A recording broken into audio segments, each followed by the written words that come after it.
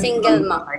Ano pa kayo mo sa Live Me 2.0? Magpapahanap ng bagong papa. Ayaw mo na sa amin. Okay. Ano naman ang hanap mo sa isang lalaki? Tatanggapin na may anak ako, 2. So, ito ang matinding tanong dito. Mahilig ka ba sa gwapo? Hindi naman. O hanapan natin ng pangit. Mabilis lang ka. Masyadong pangit. Los.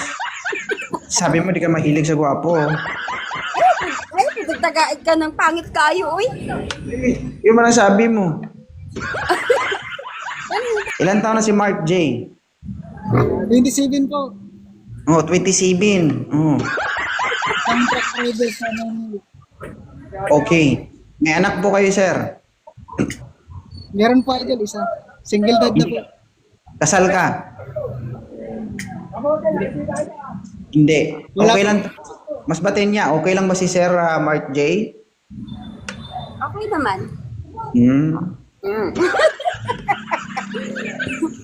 Ay, pag inanap, Ilan taon ka ng single, ma'am?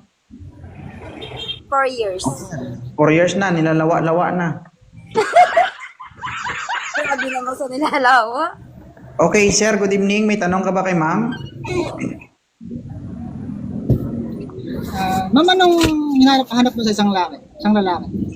Yung naka-green. Naka-green ka din, no? Ano? Yung tatanggapin na may anak ako, 2.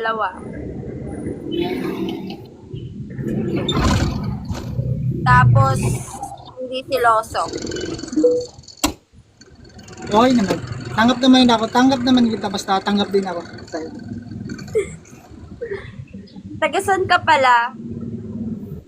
Nagkitabato ako pero dito ko sa Manila ngayon nagtrabaho. Isang truck driver. Saan ka dito sa Maynila? Kahit saan lang ako bumabiyahe man, pero yung minoffice namin, doon ako nag-stay in sa Pasig. Sa Pasig ka nag-i-stay in. O, malapit lang. Malapit lang. Pero yung Pasig na yung Batangas na yan, ilang beses na po ako pumunta dyan. Hindi, Baliwag po ako. taga Batangas ako, pero from now, nasa Rizal po ako, Binangonan. Driver pa ako ng Baliwag Company.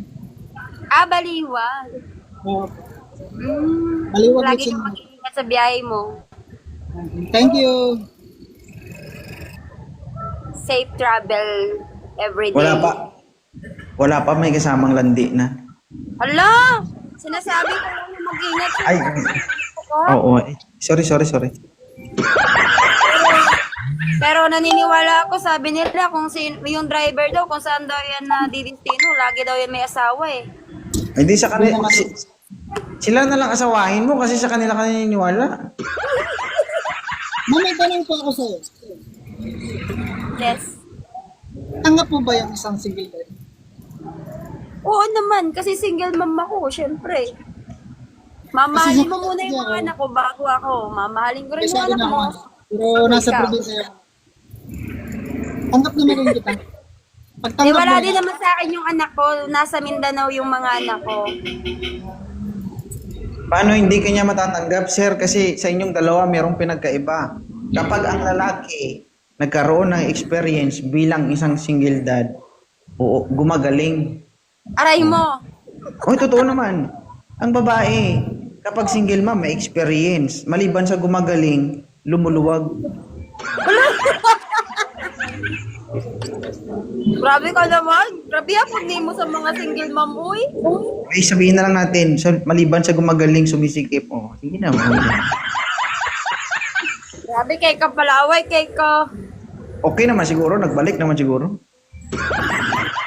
Balik mo, dugay na baya, upat na baya katuig. Bisaya ka din, ma'am. Ex-husband ko po Bisaya, pero ako pure Batanggenya. Sa akin, ma'am, yung hinahanap ko sa isang babae, yung matino, may iwanan sa bahay, kung galing ako sa trabaho, yung pag-uwi ko na, walang problema. Sir, pag binanatan mo to ang tunog nito. Sir, pag binanatan mo to ang tunog nito. Ala eh. Aray mo. Ala eh. Wait.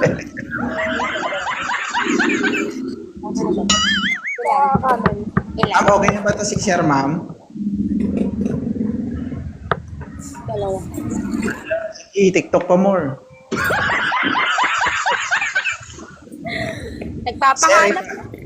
Sir, i-follow mo si ma'am. Tapos ma'am, i-follow mo si sir. Usap kayong Sa'yo. dalawa. Ha? Ma'am, follow mo din ako, ma'am.